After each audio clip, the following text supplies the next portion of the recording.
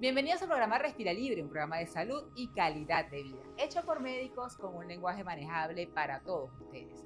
El día de hoy, 3 temas que les van a encantar. Estamos en nuestra sección de especialistas con el doctor Pedro Monsalve, cirujano metabólico, nuevas tecnologías y avances en la cirugía bariátrica. Luego, en Respirando Conciencia, nuestro espacio Mindfulness con la doctora Marielena Marín, los cambios en el sistema nervioso con lo que es respiración y meditación consciente. Y luego vamos a nuestro espacio de Respirando Asuntos de Niños con el licenciado Oscar Misle. La salud mental en los niños es tarea de todos. Y síganos por nuestras redes sociales, @respiralibre, @bplus_. Especialistas en Respira Libre. Y en nuestro segmento de especialistas estamos con el doctor Pedro Monsalve, cirujano metabólico, y vamos a hablar acerca de lo nuevo que hay en tecnología y en los avances de la cirugía bariátrica. Pedro, encantada de que estés en Respira ¿Cómo Libre. estás, Aitza? Muchas gracias por la invitación. No, encantada. Cuéntanos qué hay de nuevo en esa maravilla de la cirugía bariátrica. Bueno, muchísimo realmente. Esta es una especialidad que ha estado en constante progreso, ¿ok? Desde que se inició la primera cirugía, por lo menos aquí en Venezuela, hace unos 20 años más o menos, hemos experimentado un avance en prácticamente todo lo que usamos para realizarla, ¿ok? Tanto en el instrumental laparoscópico, en el material de engrapado especialmente y en los equipos de laparoscopio y en los equipos endoscópicos. Con lo cual los riesgos se minimizan. Sí, naturalmente, Y al el mejorar tiempo todo. quirúrgico y el tiempo de recuperación del paciente, todo Sí. eso se potencia. Bueno, hace 20 años cuando comenzamos a hacer la cirugía, el tiempo quirúrgico era de 5 horas. Ahorita una cirugía bariátrica se hace en una hora y media. Y Una entonces maravilla. menor exposición a la anestesia de los pacientes, menor Claro. tiempo hospitalizado, menor complicación. Incluso un bypass, o sea, ¿qué diferencia hay en cuanto a la tecnología que tenemos en este momento y qué avances hay con las diferentes técnicas quirúrgicas que le ofreces al paciente? Bueno, hay muchas técnicas para O sea, poner dos grandes en la manga del bypass. exacto, lo que más maneja la Sí, sí, gente. la técnica como tal se ha mantenido estable en todos estos años. Lo que ha cambiado es cómo la realizamos, ¿no? La Cada vez forma de estamos hacerlo. utilizando un material más especializado. En el caso de la cirugía bariátrica es muy importante sobre todo el tema del engrapado. ¿Okay? El engrapado sí ha evolucionado mucho en los últimos años. Ahorita las autosuturadoras son mucho más seguras, mucho más confiables. Porque seguramente usted que está en su casa tiene o a alguien en la familia que se ha operado o tiene algún conocido y Seguro. hace años la gente decía, oye, no me voy a hacer una manga porque eso se van los puntos, se van las grapas. Ese era el problema. Sí, ese es el miedo. O tiene la experiencia de alguien que se operó hace como 7 años y es totalmente diferente como se está haciendo en la actualidad. Si usted que está en su casa dice, oye, yo necesito hacer algo con respecto a este sobrepeso leve que tengo, pero que me está dando un problema metabólico importante, ¿es candidato a la cirugía bariátrica? Sí, totalmente. No solo si es obeso, ya ahorita las indicaciones se han expandido un poco a pacientes que tienen problemas metabólicos como diabetes o hiperinsulinismo, que son hipertensos, con mal tratamiento o que tienen dislipidemia. Esos pacientes son candidatos. Es una cirugía metabólica que es como una cirugía bariátrica ajustada al paciente. Ajustada al paciente Sí, sin que sea un paciente obeso, no sin que necesariamente. sea un paciente que realmente necesite bajar de peso para una movilidad adecuada. Pero a lo mejor el que es obeso no tiene trastornos de dislipidemia, no tiene problemas metabólicos y tiene menos complicaciones en un Sí, futuro si no se hace esta cirugía. es que yo le digo a los pacientes que a ellos, el miedo de ellos es la cirugía, naturalmente, que ellos quedándose así, tampoco es que están a salvo, ellos tienen un riesgo inherente a su condición cardiovascular. Claro, mucho mayor A veces el riesgo de la cirugía es muy por debajo del riesgo de quedarse sin hacer nada. de quedarse sin hacer nada y lo que le puede ofrecer a su organismo. Correcto. Sí, en cuanto, ya que hay una nueva tecnología y todos estos avances, pero la persona que está en su casa está así todavía dudosa, ¿cuál es el equipo que conforma los profesionales que evalúan a ese paciente previo a la cirugía bariátrica? Ok, es un equipo multidisciplinario, siempre hay que hacerlo en equipo, aquí no hay estrellas ni individualidades. El primero es cirujano bariátrico, que es con el que comienza la entrevista, el que hace la indicación, y después de allí el paciente debe tener un control con un nutricionista, con un psicólogo. Hay muchos temas que hay que manejar, sobre todo para después de la cirugía, el cambio es muy abrupto, entonces hay que tener el paciente en buenas condiciones mentales para poder asumirlo. Y dependiendo de las comorbilidades que tenga el paciente, puede ser un médico internista, puede ser un neumonólogo, endocrinólogo, Cardiólogo. un cardiólogo, un gastroenterólogo. Ujú. ¿Okay? Entonces son mínimo 5 o 6 especialistas que van a ver a ese paciente. Claro, porque a lo mejor dice, oye, ahorita está todo nuevo, se opera en una hora, yo voy y te llega, mire doctor, yo quiero la consulta, lo vi en el programa Respira Libre, ¿cuándo me opera? Y cuando tú le digas, no, pero es que tiene que hacer esta consulta, esta otra vez, no, pero usted no lo dijo. Usted dijo que eso era rapidito, espera Es, una hora. es rápido, ya la Es mayoría. rapidito, pero tiene que evaluarse. Sí, sí, correcto. Ya la mayoría de los equipos han creado como una máquina que funciona rápido. Entonces el paciente Claro, se ve, se engrana. se engrana con él, si pasa con el siguiente y en pocos días está listo. O sea, no es algo tan tedioso como era anteriormente. Claro, y la recuperación. Recuperación es muy rápida. Es como una cirugía laparoscópica. Imagínate, ya el tiempo quirúrgico es el mismo de una hernia por laparoscopia o de una vesícula. El paciente ya en 15 días está totalmente reincorporado. Reincorporado a su actividad cotidiana. Sí. Y con estos avances sobre todo nuevas engrapadoras, la calidad de lo que ingiere ha mejorado también. Es mucho más rápido el llegar a una dieta sólida, por ejemplo. Sí, sí. Ya el paciente no pasa un mes o 3 Claro, meses que con haya dieta que líquida. cuidarlo con la Correcto. engrapadora. Siempre hay que hacer como una dieta progresiva por fases. La primera fase usualmente dura una semana, que es con líquidos claros, y después ya empezamos con licuados, con blandos, y en 3 semanas ya el paciente por lo general está en dieta sólida. Ya. Sí, pero recuerdo que en épocas iniciales había que esperar hasta 2 o 3 meses Sí, porque el miedo era que se fuera la grapa, el miedo es que se vayan las grapas, correcto. exactamente. Así que esta nueva tecnología es lo que le permite a usted, si necesita esta cirugía bariátrica, pues bueno, evaluarse, mejorar su salud y a lo mejor 2 o 3 semanas ahí hasta que se adapta, pero el beneficio posterior no tiene precio. No, no tiene precio. Eso es una inversión para la salud del paciente. Para la salud y para lo que es los años de salud, como dice nuestro querido amigo Juan Carlos Méndez, el médico, el doctor antivejez, saludable absolutamente, o sea, teniendo toda la capacidad y no que sean 500 años que estoy cumpliendo, pero no tengo la capacidad ni siquiera de estar O sea, parado. que tenga calidad Que de vida, tenga calidad de básicamente. vida. Es Sí. así. ¿Cómo te contactan? Me pueden ubicar por mi red en Instagram y Twitter, es @dr Pedro Monsalve. También tengo un canal de YouTube que es Dr. Pedro Monsalve, donde hay mucha información educativa sobre cirugía bariátrica. Eso es genial. Vayan al canal de YouTube del Dr. Pedro, que tiene de verdad entrevistas súper buenas. Y también nos pueden contactar por @respira libre, donde con todo gusto le haremos llegar su inquietud al doctor. Muchísimas gracias, Pedro, Gracias a por ti por la haber compartido invitación. esta información tan valiosa y usted continúe con nosotros.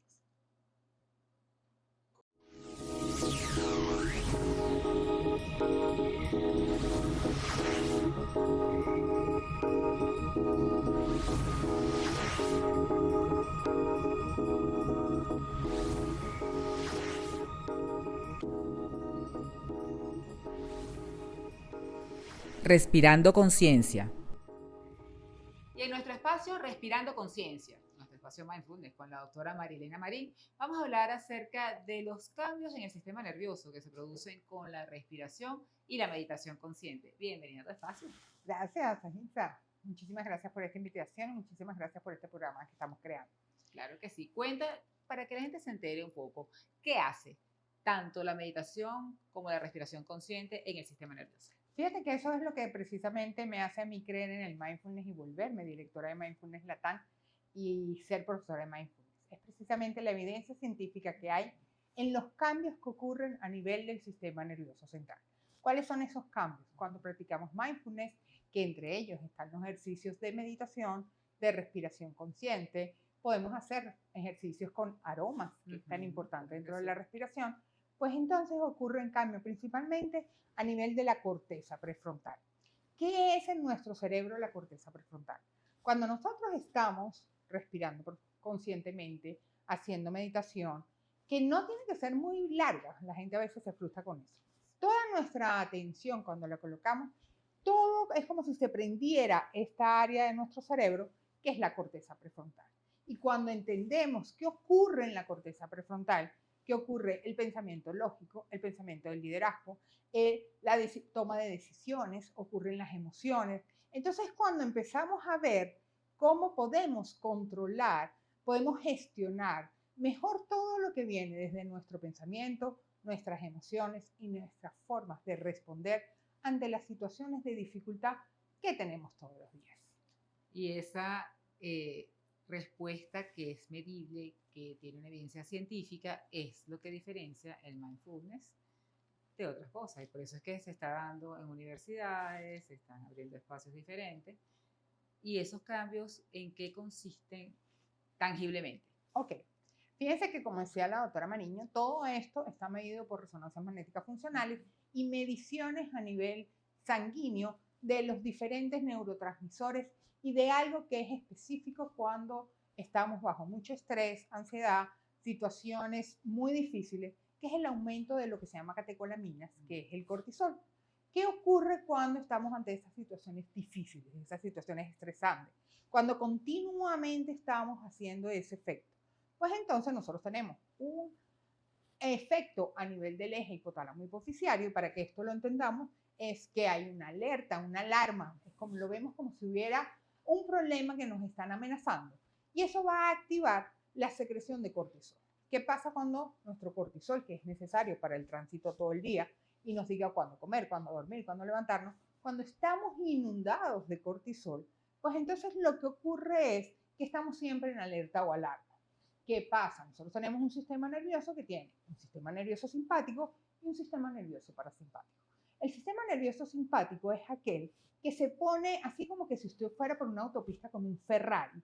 Y entonces usted tiene la frecuencia cardíaca alta, empieza a tener a lo mejor dificultad para respirar, puede tener sensaciones de que se ahoga, sensaciones de que se siente absolutamente mareado, puede tener muchísima hambre o puede dejar de comer, puede alterarse la función gastrointestinal y así va ocurriendo eso que usted siente como ese susto, como esa necesidad de que me siento muy mal. Y hay personas que tienden hasta tener ataques de pánico.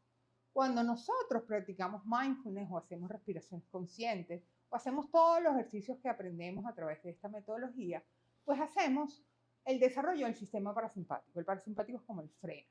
Cuando vamos aprendiendo a frenar, entonces empezamos a secretar las hormonas de satisfacción. ¿Cuáles son esas? La oxitocina, que es la hormona del amor, la que ocurre cuando usted sonríe, Cuando se abraza. claro, la amistad, cuando salimos a comer, etcétera. La hormona también del amor. La oxitocina es la hormona que se dispara cuando dos personas se encuentran y empiezan a dispararse. Así la es. hormona del apego. Es la hormona del apego. La dopamina, que también es una hormona de satisfacción, que de hecho es la que utilizan las redes sociales, pero es una satisfacción inmediata.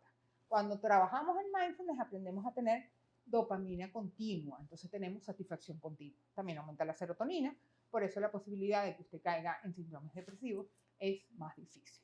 Y es por eso que mindfulness está indicado en pacientes con estrés, con ansiedad, con soledad, personas que quieran aprender a gestionar las dificultades de una manera diferente. ¿Cómo hacemos eso? Respirando.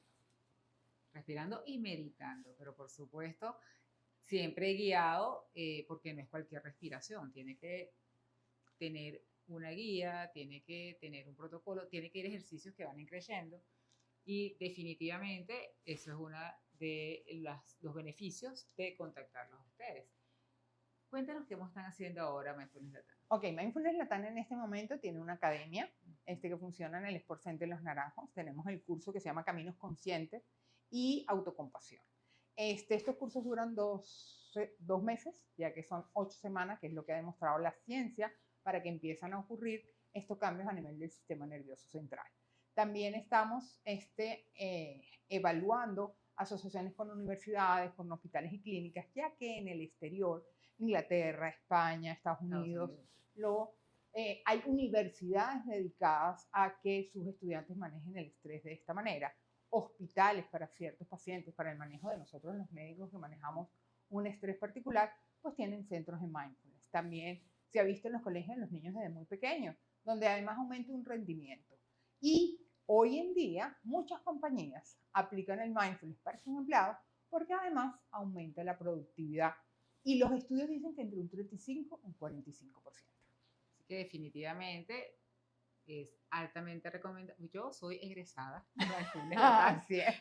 Bueno, lo hicimos en plena pandemia cuando realmente se requerían todas las herramientas para mantenerse uno equilibrado y productivo, y sobre todo mi agradecimiento al público porque yo seguir desarrollando Respira Libre en Venezuela desde Estados Unidos, mucho gracias al mindfulness. Así que bueno, ¿cómo te contactan? A través de nuestras redes Mindfulness Latam o por nuestra academia, academia.mindfulnesslatam.com, y ahí van a encontrar algunas exposiciones que van a entender un poco más de esto. Y por supuesto somos aliados de Respira Libre, así que por sus redes también nos pueden seguir. Exacto, @Respira Libre y llegamos directo a mindfulness. Así que muchísimas gracias, Mari. No, gracias a ti, como siempre. Es así. Gracias por creer en nosotros. Total, vivo ejemplo. Y usted, quédese con nosotros.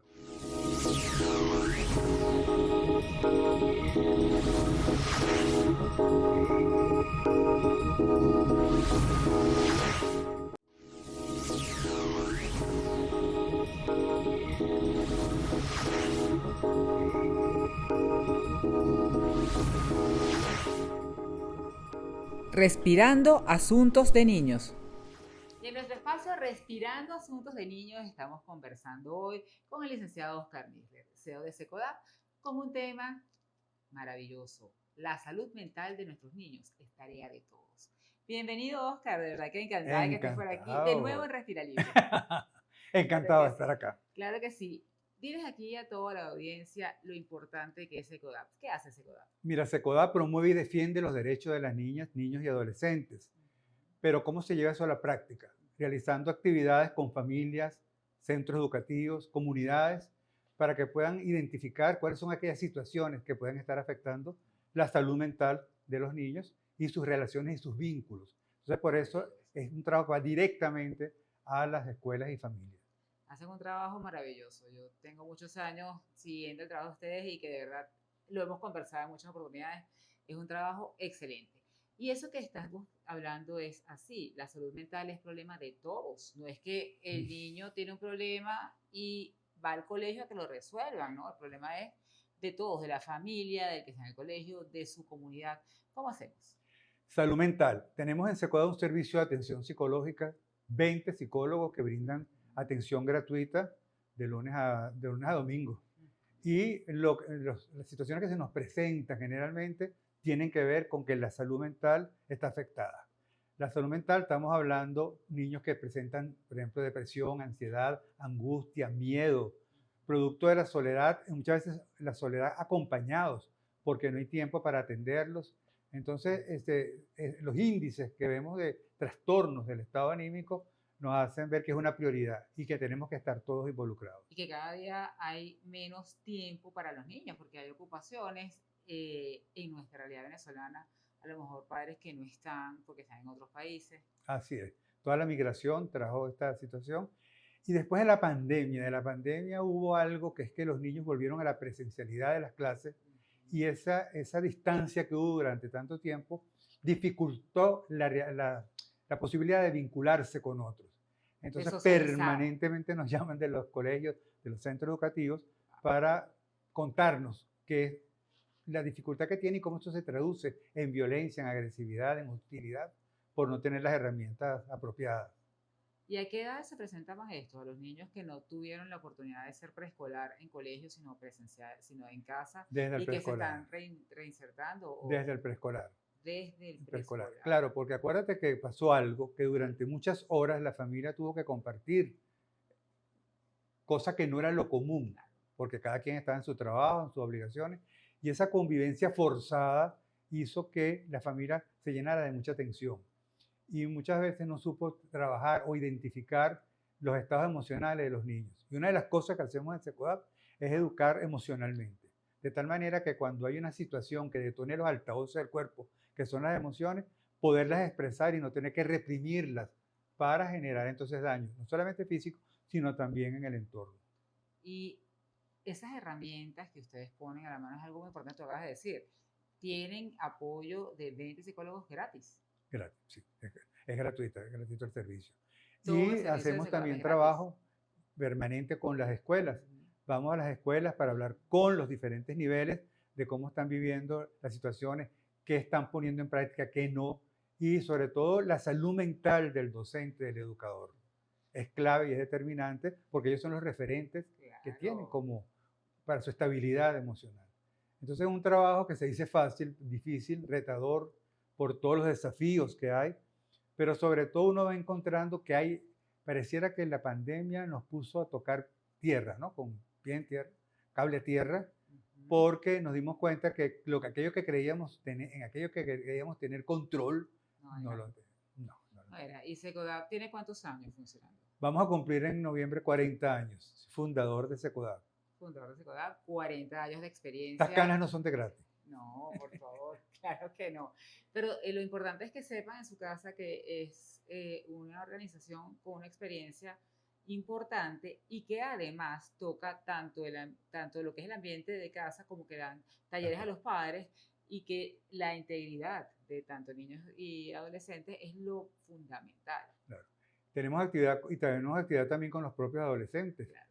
Tenemos actividad con los adolescentes, se llaman Los Adolescentes Toman la Palabra, eso nació en pandemia y son espacios para que ellos puedan hablar, conversar, discutir sobre las cosas que viven.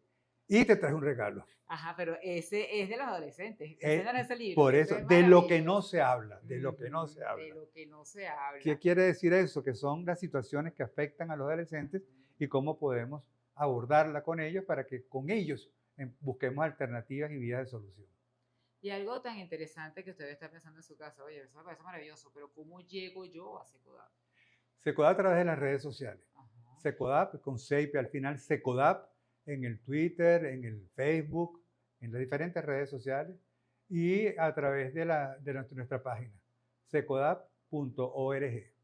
Si yo estoy en casa en este momento viendo y tengo adolescente que tiene problemas, que está agresivo porque de verdad que no se logra insertar socialmente ni en su núcleo educativo y digo, pero ir a Secodap al colegio, ¿cómo hago yo? Le hago la invitación, ¿cómo llego yo a las autoridades del colegio para que no digan que es que, oye, mi hijo es problemático y yo quiero pasar por encima de la autoridad del colegio?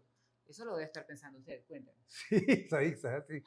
¿Cómo llegar? Claro. Generalmente lo hacen a través de las redes sociales o a través de las actividades que hacemos en los colegios. Se va rodando la voz y enviarnos una solicitud y esa solicitud la envían en las redes sociales, está donde la envían, los diferentes correos y a través de esa solicitud nosotros vamos atendiendo y vamos fijando fechas y cuál sería la estrategia a seguir de acuerdo a la situación que tenemos que abordar. Y si tiene necesidad de asistir a Secodap para la asistencia psicológica individual, también se puede hacer en paralelo. También se puede hacer en paralelo, perfectamente bien. Repite las redes sociales, por favor. Secodap con CEIP al final y en el Twitter, en el Instagram también está en el X. Claro, el antiguo Twitter. El maravilloso. Antiguo. Y por supuesto a través de @respiralibre, nuestra red social, donde con todo gusto haremos llegar su inquietud a Oscar. Oscar, de verdad encantada de que hayas regresado aquí al espacio de Respira Libre y esta es tu casa para todo lo que vayan a hacer. Muchísimas gracias y miren, de lo que no se habla. Muchísimas gracias. Gracias. Quédense con nosotros. Y así hemos llegado al final de este programa, esperando que haya sido de su completo agrado. Como siempre les digo, nos vemos en la siguiente entrega y hasta la próxima sonrisa.